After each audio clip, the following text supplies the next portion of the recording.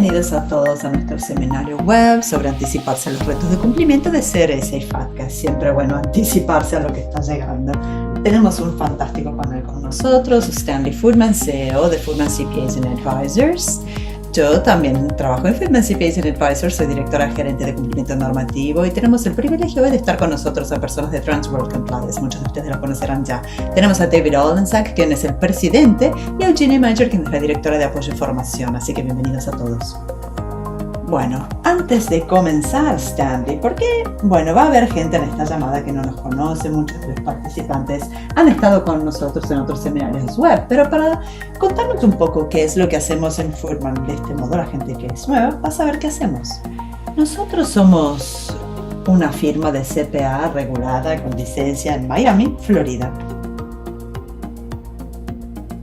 Tenemos apoyo de back office en América Latina. Nos especializamos básicamente en tres cosas para este propósito: cumplimiento bancario, cuentas forensicas y cumplimiento impositivo. Y como parte de este cumplimiento complejo impositivo de los Estados Unidos, tenemos ya unos 40 años de trabajo, así que eso es lo que tengo que contarles sobre nosotros. Y ahora actualmente representamos del lado bancario, del cumplimiento regulatorio, las instituciones financieras, más o menos unas 200 instituciones financieras de todo el mundo. Fantástico, gracias. David, Eugenie, cuéntenos sobre ustedes. Cuéntenos qué es lo que hacen en Transworld Compliance. Eugenie, ¿quisieras comenzar? Sí, soy Eugenie. Soy la directora gerente de cumplimiento normativo desde 2016. Lidero un equipo de 4 profesionales que damos apoyo multilingüe. Ayudamos a las instituciones financieras, a las autoridades impositivas del mundo para cumplir con FATCA, CRS y otras cosas más, así como hacer investigación sobre los últimos cambios e información jurisdiccional. Quizás pueden contarnos qué hace Transcompliance. David.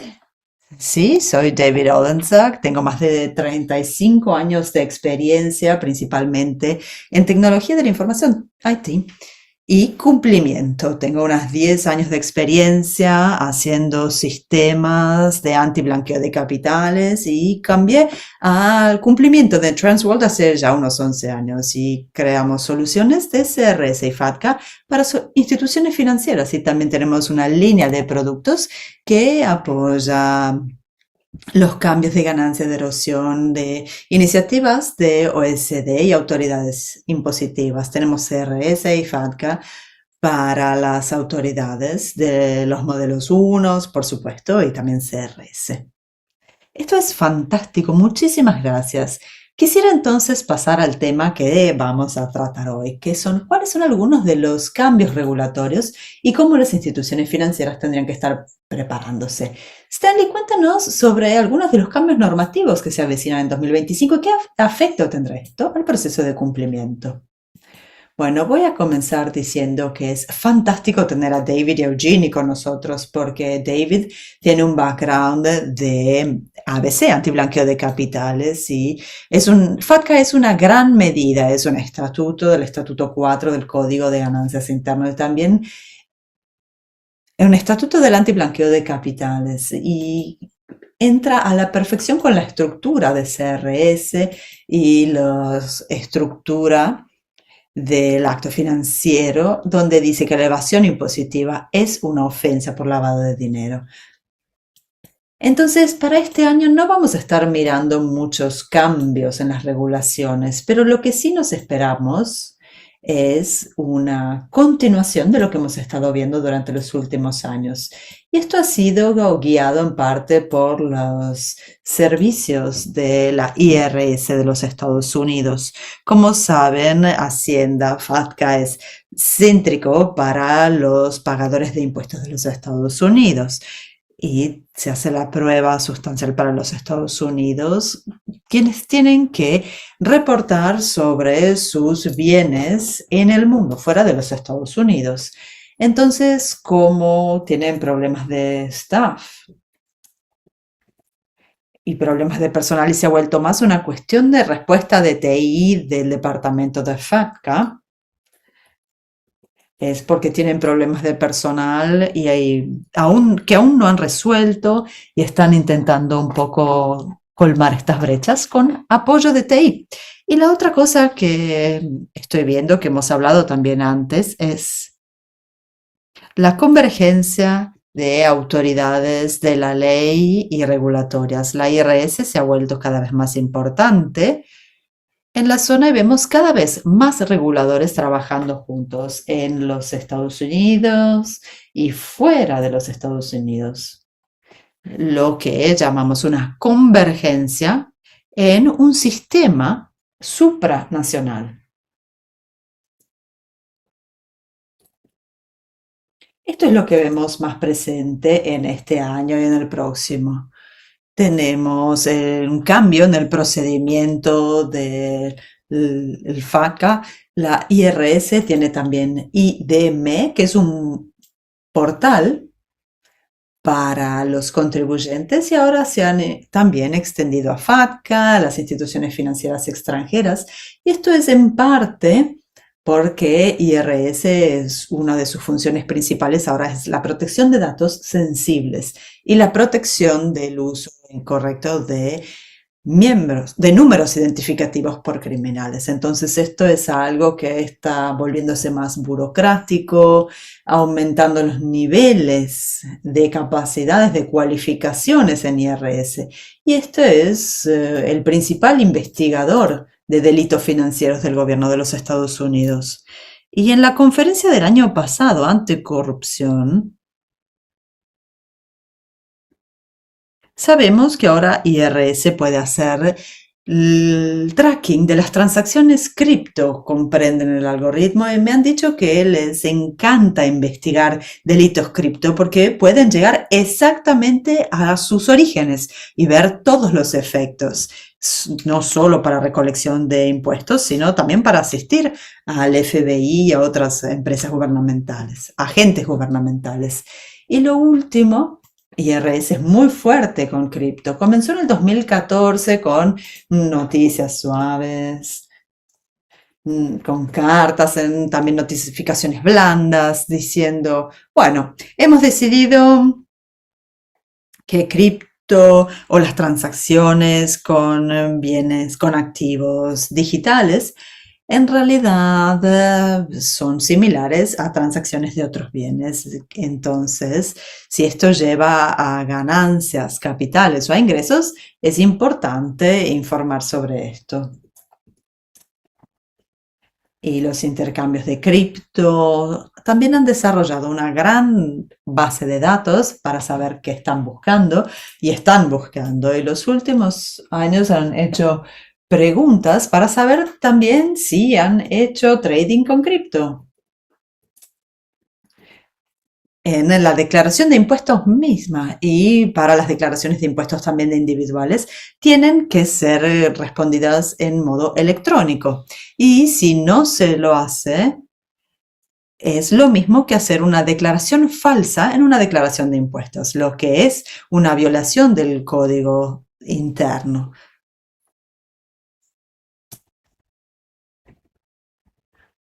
Que viene considerado un delito según la ley de los Estados Unidos. Y esto también viene un proceso de convergencia que tiene un impacto justamente por la capacidad que tiene el IRS de llegar a las autoridades impositivas en todo el mundo para propósitos de la aplicación de ley, pedir información que antes no podían obtener y están ignorando las leyes locales en otras jurisdicciones. La posición del gobierno ahora es que quieren su información y las entidades extranjeras no pueden basarse en las leyes internas de los demás países para hacer que estos transfieran la información de vuelta a IRS. Esto se realiza a través de la sección de cumplimiento de los bancos y las cuentas que tienen con otros bancos en otros países y va más allá de lo que se ve en esa cuenta de los institutos financieros. Parece un poco más de lo mismo, pero mucho más de lo mismo en lo que se centran los reguladores. David y Eugenie, denos algunas ideas. ¿Qué es lo que ven de vuestro lado? ¿Cuál ven en el horizonte? ¿Qué es lo que ven en este aspecto? Cuando hablamos de reguladores, vemos que están viendo cada vez más la calidad de los datos. Antes, en 2017-18, era, bueno, ok, hemos hecho el informe, ok, ahora no es solo eso, es qué se ha informado, cuál es la calidad de los datos y en particular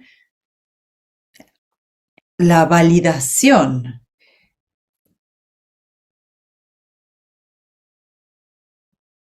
Y lo que vemos en revisiones entre pares, con autoridades en una jurisdicción, cuando se pide la corrección de otra jurisdicción sobre, por ejemplo, los TINs.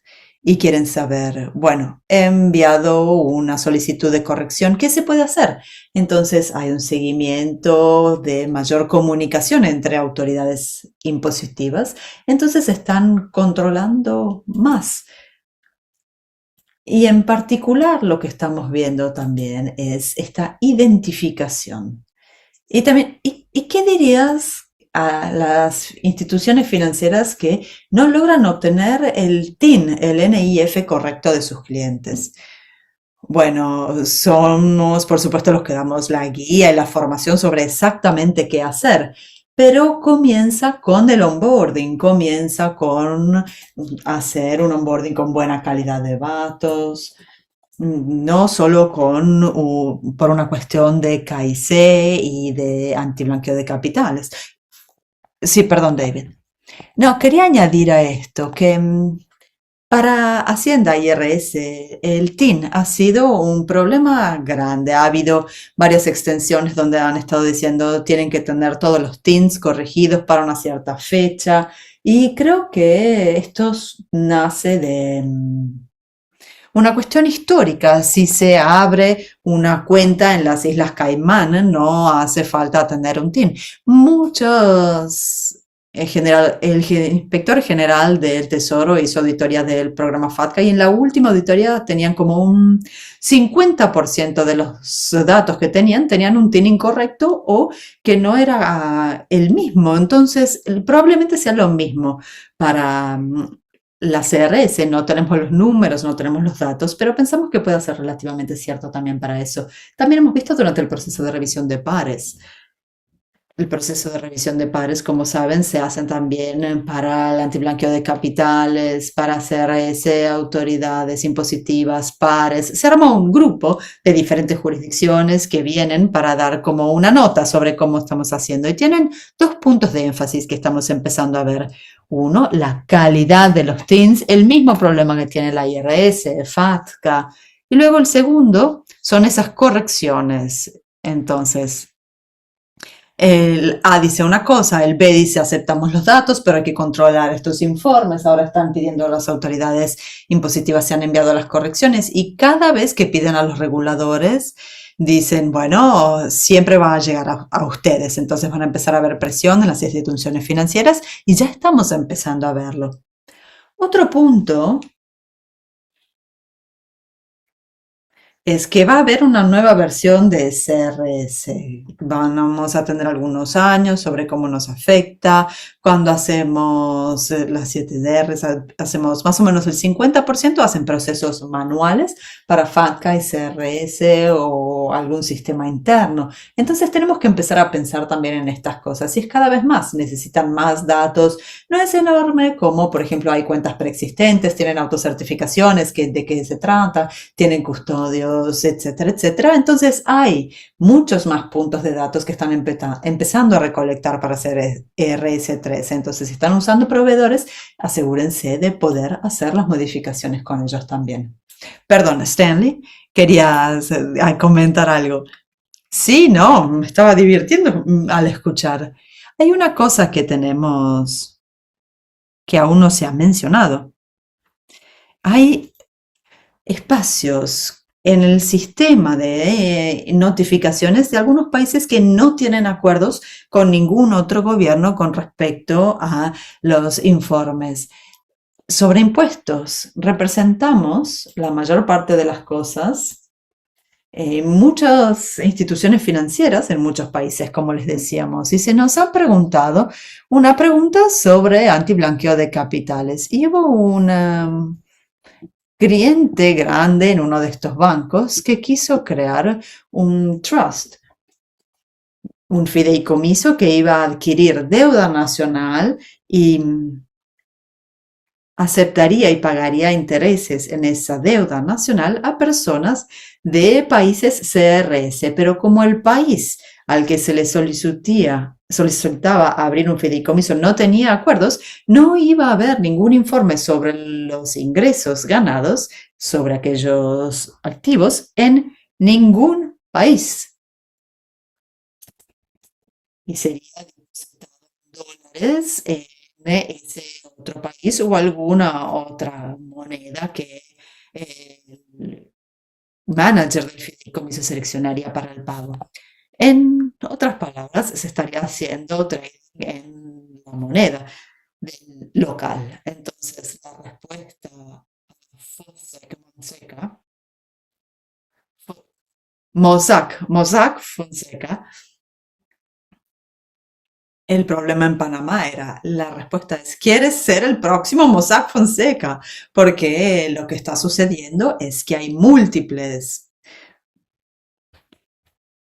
están involucrándose en hacer evasión de impuestos y lavado de dinero en múltiples jurisdicciones, porque si uno no sabe de dónde vienen los fondos y para qué se están adquiriendo estos valores, bueno, es ahí donde vemos que hay huellas, hay hoyos en el sistema basados en estas jurisdicciones que no tienen acuerdos. Con cualquier otra jurisdicción del mundo, que lentamente esto está cambiando en algunas jurisdicciones, vemos que otros no han tenido estos acuerdos anteriormente, se debe a que tienen problemas para tener cuentas correspondientes de otros bancos en el mundo, entonces se ven forzados a hacerlo de esta manera y obtienen presión de los gobiernos. Este es un problema que esto genera problemas con la calidad de los datos y la falta de NIF, como les decía, en los Estados Unidos, volviendo a esta falta de personal.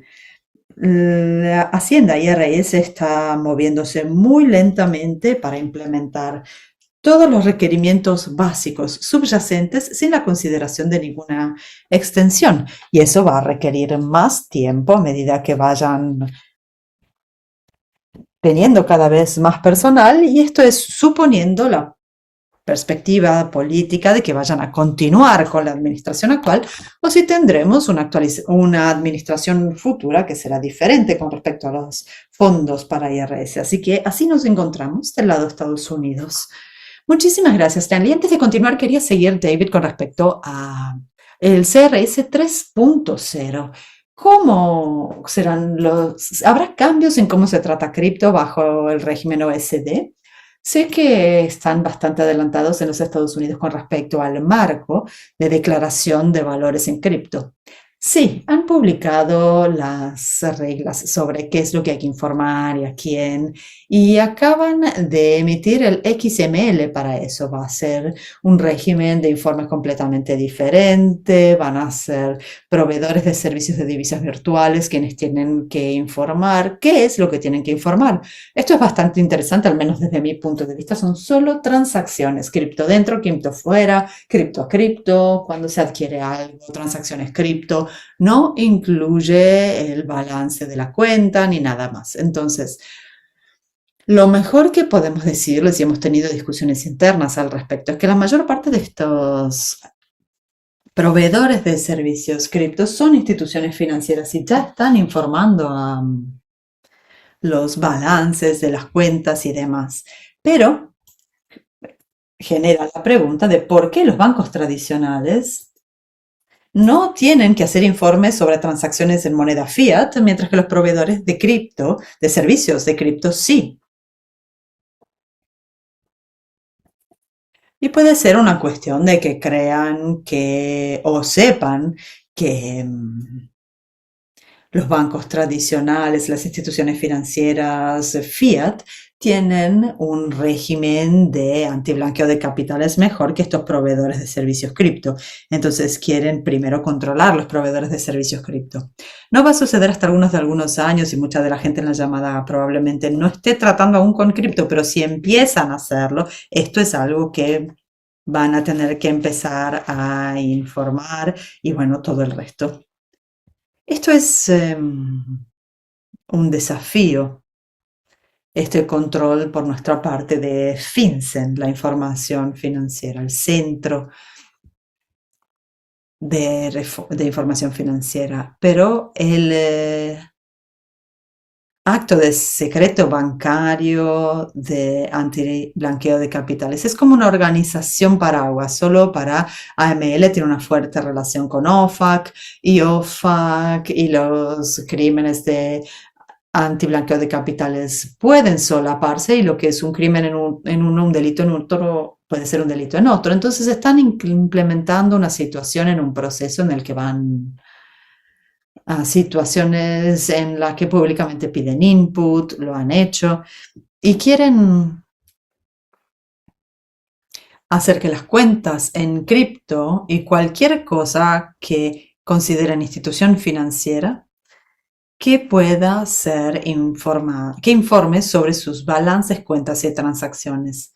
Entonces, bajo el régimen FATCA, las transacciones en sí no son necesariamente donde se hace el informe. Hacemos balances y ingresos, mientras que para FinCEN, donde se hace el control de casas de broking y el control de SCC y las transacciones, los intercambios cripto en este país ya estamos convirtiéndonos tecnológicamente a hacer informes completamente como cualquier broker haría con respecto a cripto, a activos digitales y estamos integrándonos con IRS. Y la última pregunta de IRS fue si se hace cualquier cosa con cripto, se hace trading, se compra, se vende, cualquier cosa, por favor, seleccionar sí o no.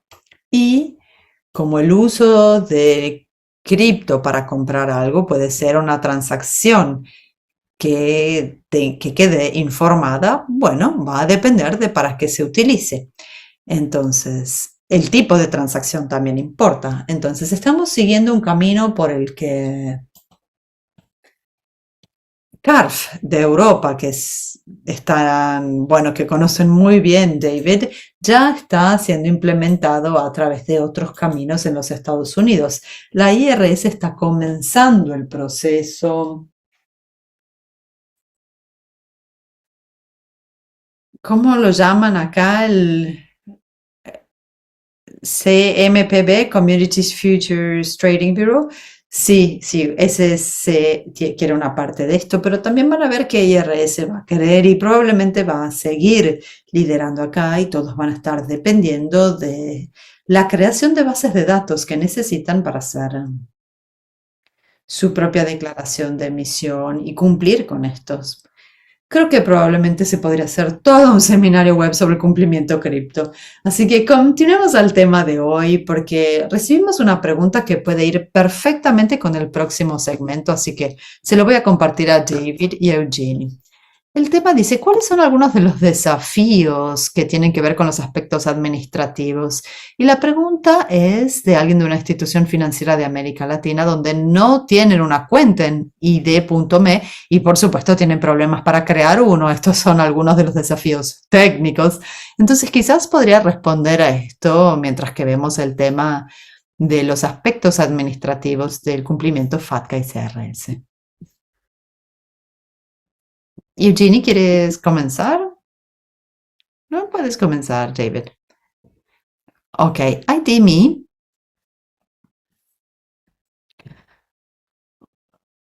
A ver, no soy un gran fan.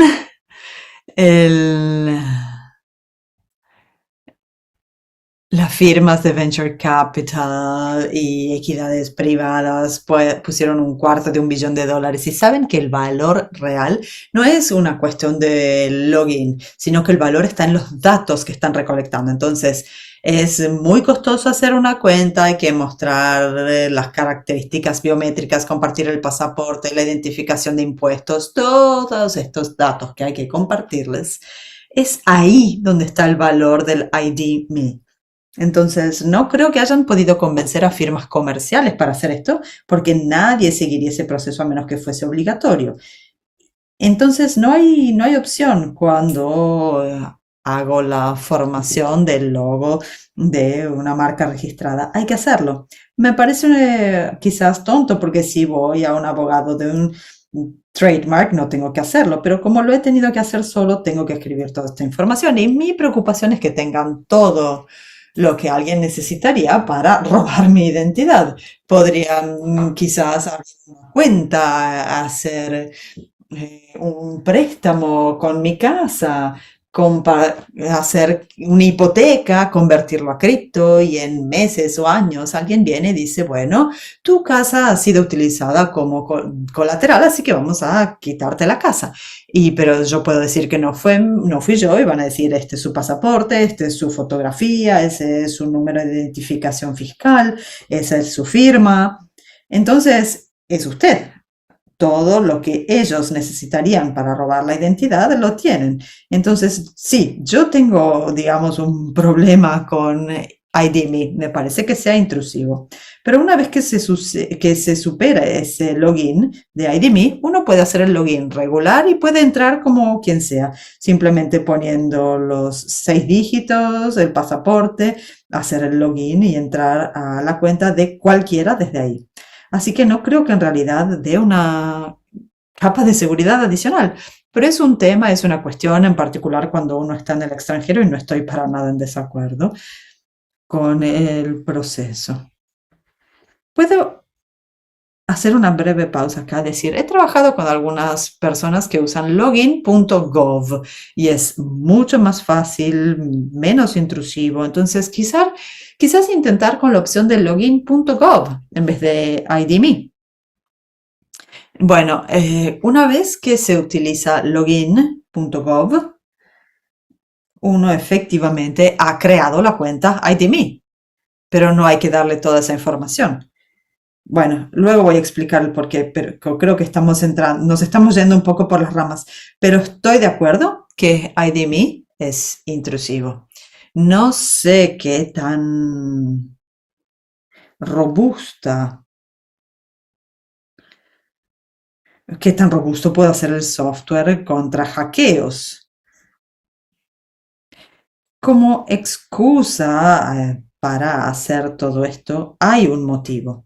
Dicen que van a proteger la identidad porque van a darnos un número de PIN, como hacen los bancos que nos dan un número de PIN. Y vamos a hacer todo esto y eso es algo que te va a proteger, excepto que ya estamos viendo cómo se utilizan de manera incorrecta los PINs. Porque están ahí, porque la gente tiene software de espionaje que cargan en ordenadores de otras personas y es algo que se hace en sistemas computacionales muy grandes y potentes. Entonces creo que estemos en la edad, en un momento de falta de privacidad. Es algo que no va a desaparecer y el gobierno está usando la idea de que están acá para protegernos y es así como van a protegernos para hacerlo. Pero bueno, algunas de las personas con las que trabajo en el lado impositivo les gusta ID.me porque tienen la información de sus clientes a través del sistema de abogados del IRS, pero sigue sufriendo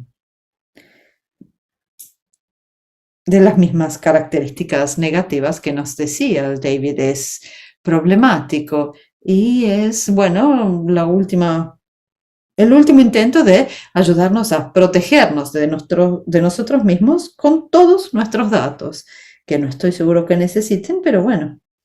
Otros desafíos que vemos, Eugenie, ¿cuáles son otros desafíos que puedan estar enfrentando las instituciones? Bueno, ID.me es otro peso administrativo para las instituciones financieras. Vemos, por ejemplo, si yo soy el oficial de cumplimiento yo soy una institución financiera que me registro como ID.me, me echan, por ejemplo, de la empresa. O cambio de puesto, dejo mi trabajo. Y si no lo comunico, luego otra persona va a tener que hacerlo y esos cambios en el sistema son difíciles. Hay una pregunta que ha mandado a alguien si se quiere crear una cuenta, entonces es un peso administrativo y sabemos que la gente se mueve. Entonces, no es solo IDMe, es en general el conocimiento institucional que va pasándose a, yo hablo más de experiencia, ¿no? Vemos que hay una falta de formación porque nosotros damos la herramienta, pero no puedo decir exactamente qué es CRS, FATCA y las certificaciones. Entonces, hay una falta de formación ahí, no para todos, pero sí para algunos, y también una discusión en instituciones sobre, por ejemplo, quién es la persona a cargo de hacer estos reportings, estos informes. Cada departamento tiene su propio rol, entonces, ok, tengo que recolectar toda la información y ese es TI. Y si TI no comunica con cumplimiento, entonces, bueno, TI tiene la información, tiene que cargarla en una herramienta o tiene que ir a buscar información. Bueno, pero ¿quién se competencias? ¿Cómo se puede mediar? Entonces, tenemos el lado de cumplimiento. ¿Y quién va a ser? ¿Quién es el final? Es una parte externa, impositiva. Entonces, vemos con instituciones muy grandes, instituciones financieras,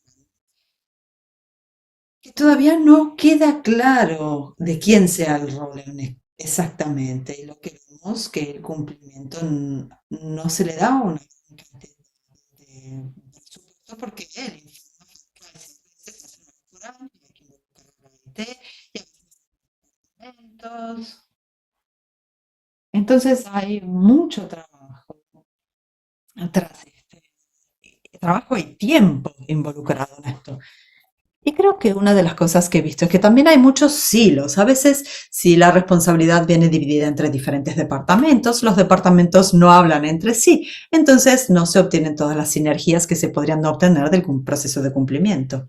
Sí, haciendo un seguimiento a lo que estaba diciendo Eugenie y a lo que mencionaba Stanley sobre el marco de informes de cripto CRS 3.0, una nueva iniciativa de la OSD, de la economía geek, de Uber, Airbnb, entonces, lo que vemos es que es cada vez más debida de diligencia, más puntos de datos, más recolección, más cosas que hay que superar, incluso solo para tener acceso al portal.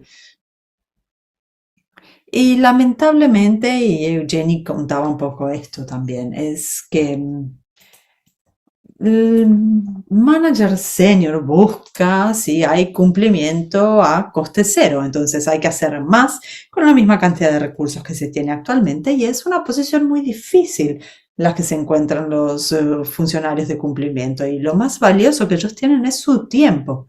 Entonces lo que necesitan hacer es encontrar un modo de ser más eficaces en la ejecución de sus deberes y yo diría que es fundamental utilizar la tecnología para poder hacerse más eficaces, para poder hacer todo lo que ahora está sobre la mesa. Nunca hemos escuchado sobre una regulación de cumplimiento que haya desaparecido. No desaparecen, simplemente se van acumulando y acumulando. Y por eso recomiendo el uso de tecnología.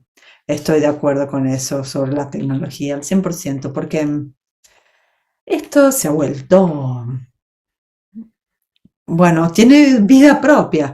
Es un sector grande de empleo en todo el mundo ahora. Entonces, para reducir esto, se reduciría el empleo. Entonces, los gobiernos son reticentes a esto. Y otra cosa de las instituciones, también la menor cantidad de fricción posible que se mueve a través de datos. También porque son instituciones for profit. Por ejemplo, si hay que contratar a más personas, hay que pagarles más dinero, cobrar más a los clientes. Y bueno, Jalisco nunca pierde, dicen en México, así que a eso será un costo que pagará alguien. Y nunca se da dinero a las instituciones para implementar estas cosas. Entonces, es una cuestión continua y también una cuestión de formación. una cuestión de recursos humanos, de relaciones humanas, la falta de conocimiento institucional cuando una persona deja, por ejemplo, su puesto y era la persona responsable de FATCA, entonces uno puede suponer que otra persona va a poder entrar a eso, al sitio EDIS, pero ahora van a tener que entrar a través de ID.me, esa persona se va, bloquea la cuenta, no se puede entrar en nada, no se pueden hacer cambios y si llamamos al departamento de FATCA, el departamento de FATCA no responde y si responde te dejan en espera en línea o se necesita una infinidad de tiempo porque necesitan alguien que responda a esto desde el punto de vista electrónico. Entonces es como, bueno, una situación de la que no hay modo de escapar. No hay modo ni de escapar ni de hacer que sea mejor, sino a través de la tecnología. Y luego la tecnología tiene que seguir siendo mejorada para poder estar al día con los cambios. Entonces es una cosa continua. Hablando sobre los puntos de datos que hay que recolectar, una pregunta acá dice, ¿cómo se puede validar la autocertificación para hacer el onboarding, tanto desde el punto de vista personal como digital?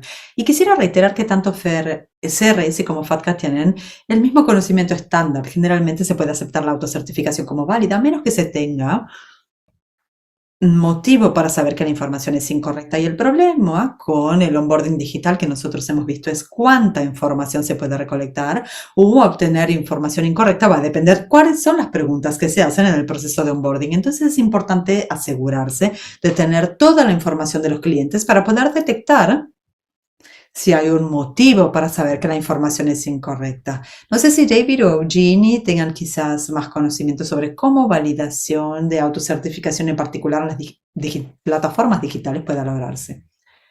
Bueno, hay dos lados a CRC y FATCA. Uno es el procedimiento de onboarding para recolectar toda la información, la autocertificación, y la segunda es el reporte, la información. Nosotros nos centramos en que hay que informar, buscar los cambios, buscar los datos del legado, este tipo de cosas, y luego hacer que todo tenga el formato correcto para que lleguen los reguladores. Nosotros tenemos un partner que hace la parte del onboarding, entonces hay algunos Tania es el nombre de la empresa. Hay algunas empresas que se centran en la parte del onboarding del cliente. Cuando CRC y FATCA salieron, era bastante fácil para ellos poder cambiar el formulario de apertura de la cuenta para saber quiénes son, si son ciudadanos de los Estados Unidos, si no. Tenemos WAW9, un formulario recomendado para CRS, pero no hay un formulario oficial per se para CRS. La mayor parte de esto ha sido incorporado en el proceso de apertura de cuenta. No sé, Stanley, si quiere contarnos más al respecto. Yo tengo una información práctica que creo que sería útil para nuestro público.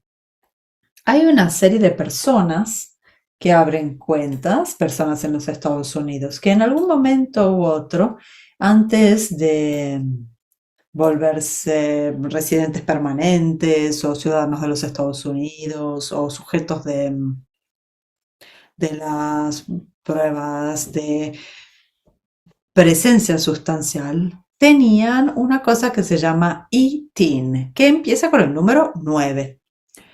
Entonces el ITIN solo estaba permitido para algunos tipos de transacciones que sucedían en los Estados Unidos, era dado a los no residentes que estaban involucrados en cuestiones inmobiliarias u otras transacciones. No es un número de seguridad social, pero tiene el mismo número de cifras.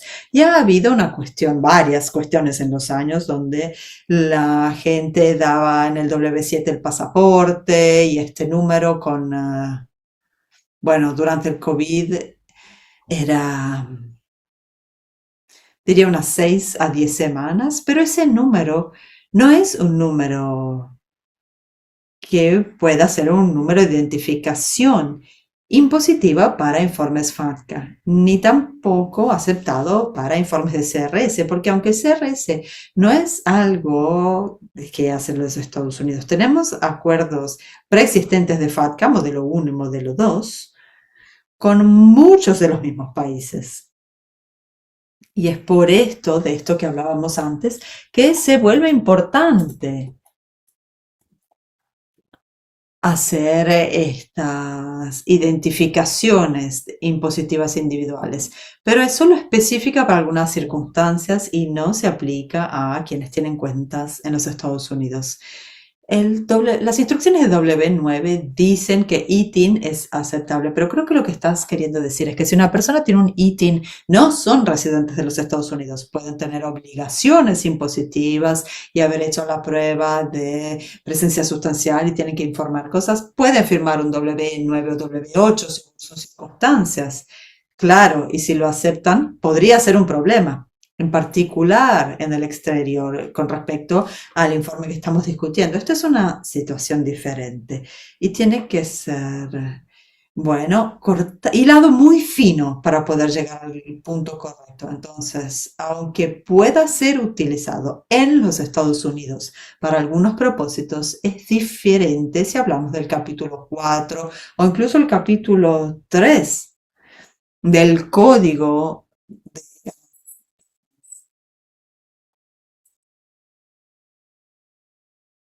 el código de rentas internas. A menos que tengan algo que añadir, podemos pasar al próximo tema. Y creo que esto sea en particular para David y Eugenie. ¿Cómo podemos integrar soluciones automatizadas al proceso? Esto es algo que ya hemos estado discutiendo, pero no sé si hay algo más que quisieran añadir sobre este tema en particular. Eugenie, ¿quieres comenzar? Sí, utilizando APIs. Tenemos que tener buenas soluciones. Trabajamos con APIs donde se pueden conectar el sistema de onboarding. Y en API tenemos un producto también para las validaciones. En el onboarding hacemos un control del formato de los NIFs y todo el sistema puede entrar en nuestro sistema.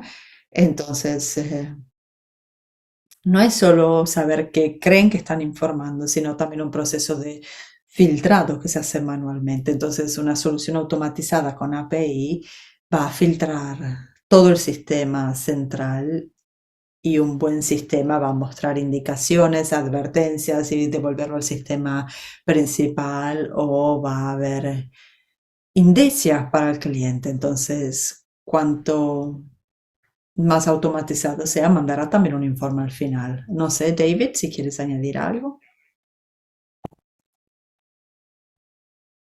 Cuando una institución financiera de cualquier tamaño, incluso las más pequeñas, no tengan estos problemas, pero de cualquier tamaño, tienen datos en los sistemas, tienen muchos datos sucios, delegados, datos incorrectos. Entonces les decimos, no se preocupen, esto pasa todo el tiempo, se requiere un poco de tiempo. Limpiar necesita tiempo, hay que tener paciencia, pero hay que saber qué tan grande es el problema, cuáles son las cuestiones, cómo se hace, cómo se arregla. Tenemos algunos bancos grandes que van a ir dividiendo los datos y diciendo, bueno, estos clientes vienen de este banco, de esta rama y ver cómo arreglar esos datos y diferentes ámbitos de legado de TI que permiten, por ejemplo, poner cualquier nombre o código de país y también limpiar eso para que puedan ser adecuados. Por ejemplo, hay un banco en Jamaica, creo que hay 12 maneras diferentes de escribir Jamaica.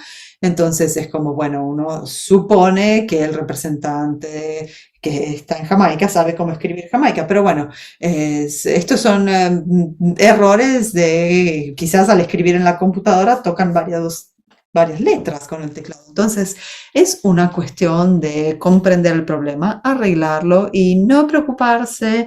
Nadie tiene esto perfecto al 100%, nadie tiene los datos 100% limpios. Se va a necesitar tiempo para los clientes, para limpiar los datos. Pero bueno, hay que comenzar a hacerlo. Acá hay una pregunta al respecto. Tenemos una pregunta. ¿Qué se pone para el NIF, o sea, el TIN? Para los inmigrantes irregulares, las personas que no tienen residencia permanente en ningún lugar. ¿Cómo tratarían esto? Stanley. Bueno, si estamos hablando de FATCA, estamos hablando de personas que no son ciudadanos de los Estados Unidos o residentes permanentes en los Estados Unidos. Bueno, no entran en la cuestión, porque Isabel se refería a personas que en manera temporánea, entre comillas, se encuentran en un país que quieren abrir una cuenta y son de otro país y se encuentran ahí durante un tiempo temporáneo para hacer un trabajo temporáneo, pero deben abrir una cuenta para hacerlo. Entonces, pueden ser trabajadores agrícolas, trabajadores profesionales que estén pasando, pero quieren tener un lugar donde depositar sus fondos mientras están ahí. Puede ser por una variedad de motivos. Con respecto a los requerimientos locales, tenemos que ver el Consejo Local impositivo con respecto a números como NITs y jurisdicciones locales. Una de las cosas que decimos a nuestros clientes cuando hablamos sobre personas sin documentos en los Estados Unidos es cómo tratarlos. Y lamentablemente, si tienen la prueba sustancial que no tienen documentos en los Estados Unidos, van a ser y no pueden certificarse como no residentes, entonces y no tienen una sin este es una institución financiera. Hemos tenido una situación y la gente intercambia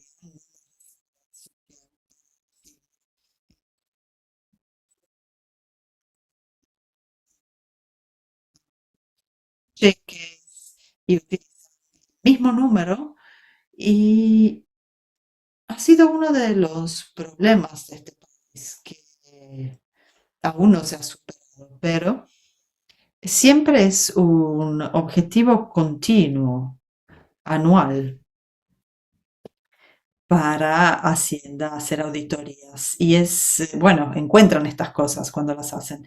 Pero es así como se tienen, por ejemplo, licencias de conductores que la gente no debería tener y etcétera. Entonces, no son solo los bancos, es un problema perenne que está afectando a los países en todo el mundo. Por eso decía que lo ideal es tratar con la autoridad local. Stanley, pasemos así a la parte final de nuestra presentación y hablemos sobre preparar. ¿Qué tendrían que estar haciendo los programas de cumplimiento para prepararse para las auditorías y cómo minimizar los riesgos asegurando la precisión? Desde los Estados, bueno, desde la perspectiva de los Estados Unidos e incluso internacional, tendría que haber una evaluación de riesgo que llegue a estas áreas de cumplimiento impositivo. Tienen que cubrir estas áreas e incluir información relacionada con los clientes, sí, los productos y servicios que se están ofreciendo a los clientes, cuáles son las jurisdicciones en las que se encuentran y cuáles son los canales de entrega para realizar y entregar estos productos. Entonces, con respecto a los clientes y volviendo acá, hice conocer a los clientes, quiénes son, aparecen en alguna lista donde haya que tener precaución al respecto y cuál es el apetito de riesgo. Y el apetito de riesgo se aplica a todo esto, diferentes jurisdicciones, diferentes riesgos en diferentes países y jurisdicciones. Algunos bancos no harían algunas cosas, por ejemplo, en América Latina y el Caribe, los proveedores de servicios monetarios, por ejemplo, no sé, los que se utilizan para transferir dinero, las empresas de transferencia de dinero en efectivo, no vienen considerados clientes de bajo riesgo, sino por el contrario de alto. Los casinos son clientes de alto riesgo. Entonces es importante comprender qué tipo de clientes se tienen, a dónde se encuentran, cuáles son sus servicios y luego cómo se están dando bienes y servicios a través de qué canales. Siempre con Isabel bromeamos sobre una cosa donde un banco, digamos en el Caribe o en América Latina, recibe o se le pide que pague una entrega de petróleo a ese país, ¿no? Petróleo, productos de petróleo. Y el banco del otro lado está en Chipre, donde no producen petróleo. Entonces la pregunta se vuelve, ¿de dónde está llegando esto? ¿Cuál es este canal de entrega? ¿Son bienes y servicios para el cliente en su país? Entonces, estas son cosas que hay que mirar con mucho cuidado. Y hay modos en los que un software puede utilizarse para hacer que esto sea más simple Estoy seguro de que es posible integrar algunas listas y cosas más a un software. Y cuando se hacen transacciones que vienen monitoreadas, alguna información surge y dice un pop-up que, por ejemplo, diga de manera temporánea o permanente, detengamos esta transacción. Y desde la perspectiva de David, creo que esto podría formar parte de la solución TI que ya existe. Antes de concluir esta sección y tomar un par de preguntas más, también quería añadir que una de las cosas que hacemos en Foodman es hacer revisiones del programa de cumplimiento.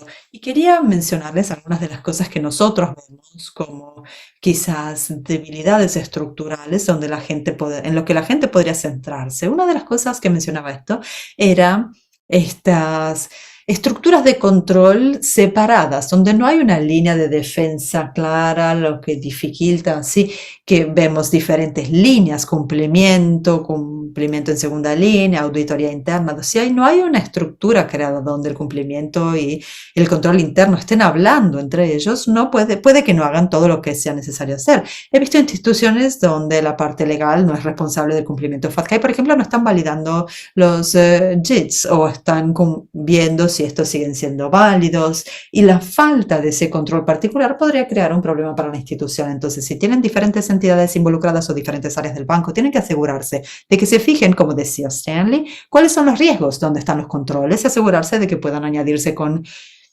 primera, segunda y tercera línea de defensa. También hemos visto una falta de validación de autocertificaciones y esto es algo que ha surgido. ¿Cómo se hace la validación de la autocertificación? Nuevamente la información del antiblanqueo de capitales. Si es buena, se tendría que tener una buena capacidad de validarlo, pero no se puede simplemente aceptar. O sea, he visto algunos casos donde el cliente inicialmente escribió que en 2013 abrieron la cuenta, pero que su lugar de nacimiento es Nueva York y cuando actualizan la información en el 2014 vemos que quizás el lugar de nacimiento es Venezuela. Obviamente hay un conflicto y quizás el cliente ha firmado una certificación diciendo que ha nacido en Venezuela. Entonces, estas son aquellas cosas. Y una cosa final es asegurarse de tener autocertificaciones para todas las cuentas nuevas, asegurarse de que las certificaciones en sí, el modo en el que está escrito sea coherente con lo que requiere IRS. Por ejemplo, ¿está impactado por FATCA? Sí o no. Y dejar ahí con la autocertificación. Hay cosas que hay que realizarse como declaración jurada y tiene que incluir todos los disclaimers que IRS requiere. ¿Y qué sucede con las autoauditorías, Isabel, del aspecto de auditoría interna? Bueno, esa es otra cosa que, gracias por haberme recordado esto. La auditoría interna no es realizar internas de FATCA, a veces antes de las certificaciones, pero la falta de una revisión interna y cumplimiento de FATCA también es un problema porque la auditoría interna va a ver cosas que antes de llegar a la auditoría regulatoria y seguramente antes de hacer la certificación periódica. Entonces creo que Stanley ibas a mencionar la guía de auditoría de Foodman. Sí, tenemos una guía de auditoría que ha sido actualizada y tendría que hacerse para fines de diciembre, la estamos actualizando y es uno de los productos que tenemos que podemos dar a nuestros clientes y podemos discutir esto con quien lo desee porque es algo que se puede hacer. Podemos ayudarlos a implementar estas auditorías internas para FATCA y CRS. Y con respecto a lo que decías, con respecto a FATCA, es cierto. Y también se aplica un poco a CRS según la autoridad local y si determina que quieren tener estas certificaciones y cómo quieren monitorearlo. Y para las autoridades locales, bueno, como decimos en los Estados Unidos, dar el paso hacia adelante para realmente dar un home run. Y bueno, es una cuestión para la institución, porque no saben, no tienen guías más allá de lo que la autoridad local les solicita hacer. Y cuando el gobierno exterior o gente de OSD viene a mirarlo, puede afectar la reputación y tiene un riesgo reputacional importante. que puede, bueno, dañar si uno no tiene una autoridad local que esté haciendo su trabajo. Puede afectar la reputación de la institución e incluso de todo el país. Estamos llegando al final de nuestra conversación, pero quisiera saber si David, Eugenie, ¿qué piensan con respecto a la preparación técnica? Bueno, lo importante es documentarlo todo, no solo políticas, procedimientos, sino asegurarse de tener toda la información que necesitan. Por ejemplo, tenemos un software para las autoridades de declaraciones de impuestos, podemos ver los deltas año tras año. Entonces, si se hacen, no sé, 5 informes el año pasado, 50 este año, pueden ver eso y venir a decir, wow, ¿qué está pasando? Entonces, puede que hayan adquirido empresas o negocios, pero también explicar el por qué o por qué no han informado algo. Y puede ser algo simple, como, no sé, una cuenta de depósito de 50.000 que supera un umbral y que ahora se está informando. Entonces es importante tener toda la documentación, todos los datos y seguramente del lado de políticas y procedimientos lo mismo. Cuando Eugenies se pone en contacto con cada uno de los clientes, tenemos un 100% de turnover en el departamento de cumplimiento y cuando llega la persona correcta es como, bueno, ni siquiera sabían que tenían una licencia del software para nuestro software y ahora son clientes muy felices. Pero obviamente entre el grupo de cumplimiento anterior no hubo un buen pasaje con el viejo y el nuevo y los procedimientos de cómo se preparan CRS y FATCA, porque esto no quedaba documentado, no conocían cómo se hacían estas cosas. Entonces todo tiene que quedar documentado, no solo para para la auditoría, sino también para uso interno propio. Antes de concluir, hay un par de preguntas más brevemente, quizás pueda responder algunas, pero también quiero que sepan que Foodman ofrece formación sobre este tema. Tenemos un curso gratuito en nuestra plataforma, van a estar recibiendo un mail, es una introducción a FATCA, CRS y tenemos otros cursos más. Uno es FATCA y CRS para la primera línea, el staff de comercial, y luego el curso profesional de FATCA y CRS, por supuesto, para las personas que quieren prepararse para ser funcionarios responsables. Una pregunta que tenemos acá es si se necesitan renovar todos los formularios W9 a los nuevos formularios W9 2024. Yo comprendo que a menos que haya un cambio de circunstancias no es importante renovar, ¿correcto? Sí, el formulario antiguo sigue siendo válido. Era un requerimiento actualizarlos cada 3 años. No sé si esto sigue siendo así, se puede controlar y luego vemos, pero básicamente sí, son válidos. En particular los W9 son menos susceptibles a la necesidad del cambio que los cambios en la serie W8, porque es ahí donde empiezan a cambiar las cosas, porque FATCA está dirigido a transacciones extranjeras, mientras que el W9 es para personas en los Estados Unidos con bancos de los Estados Unidos y ahora también utilizado para bancos extranjeros para certificar que las personas están en los Estados Unidos. Y otra cosa interesante son las ciudadanías múltiples, donde se podría utilizar esto también para CRS, pero no veo la necesidad de 2018-2019 a actualizar todos los W9, no, no lo veo. Perfecto. Una pregunta más era si FFI necesita crear credenciales individuales para acceder a login.gov. Bueno, justamente no se puede compartir la contraseña, la información, cada uno tiene que tener su propia cuenta de login.gov o IDMe.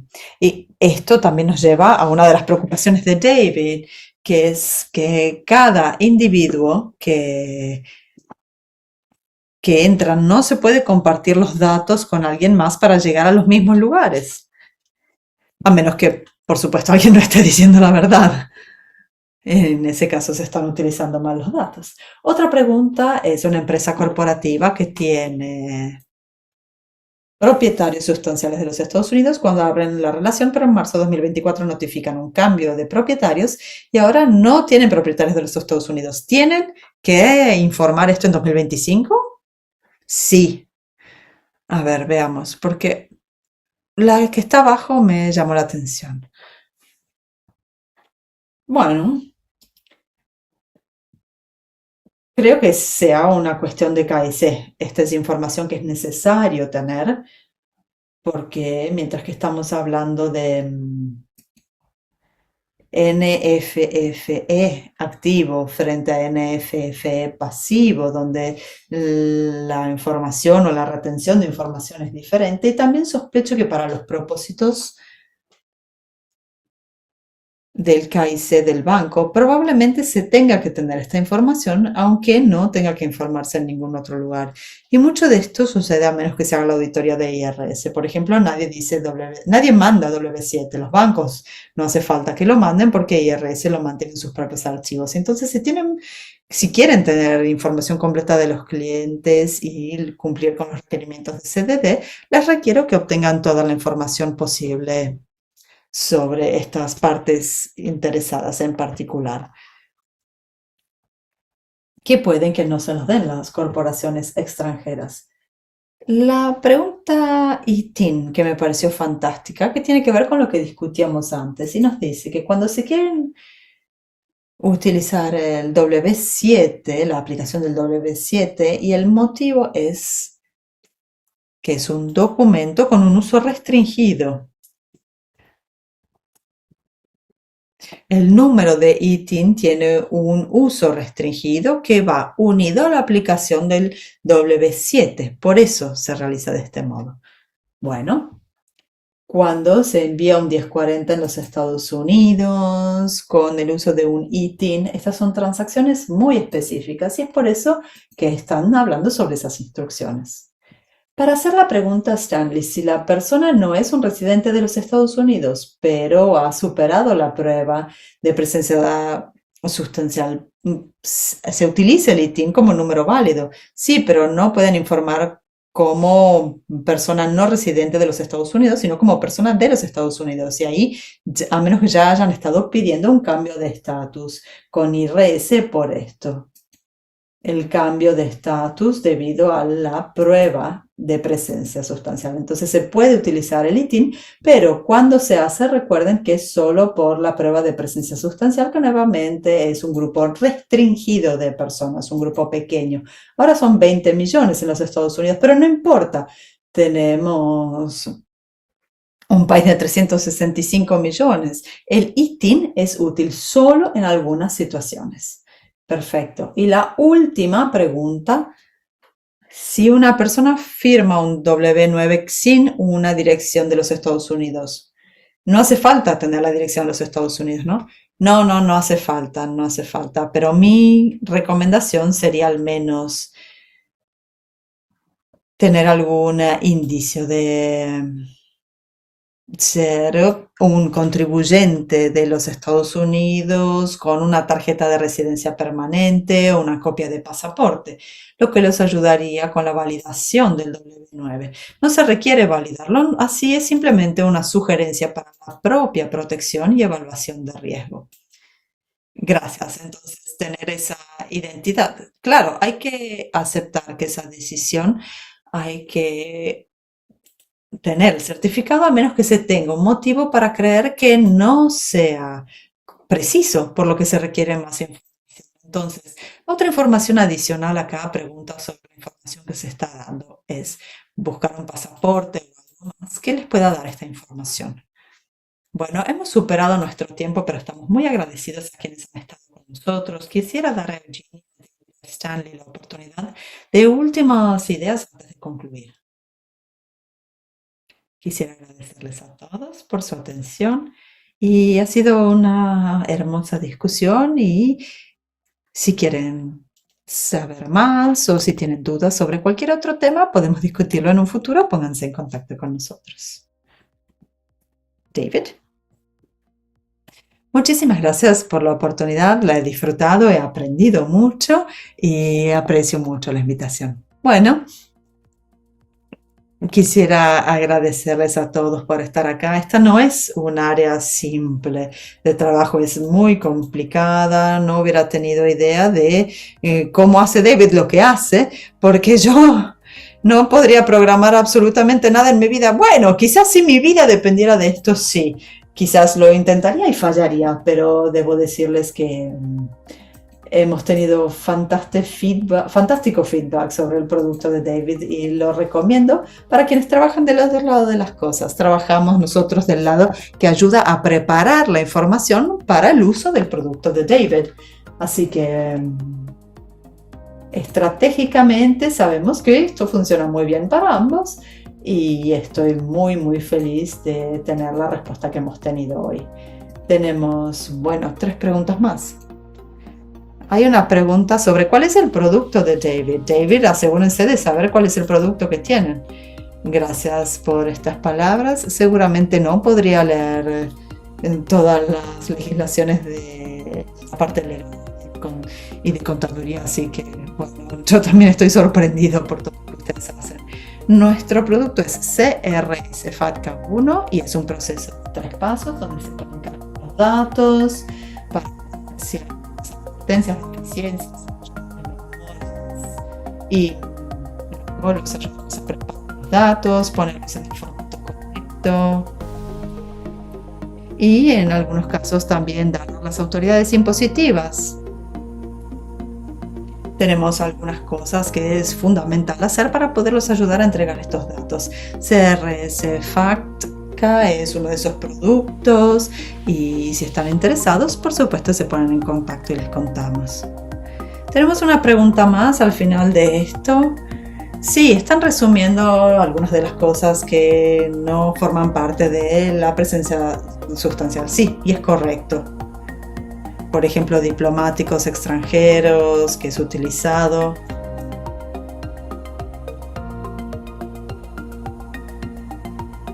Por organizaciones internacionales a través de donde no requieren un número de identificación de los Estados Unidos. Bueno, muchas gracias, muchísimas gracias a David, Eugenia, Stanley, gracias nuevamente como siempre, muchas gracias a todos los que han estado presentes. Así que hasta la próxima vez, muchísimas gracias.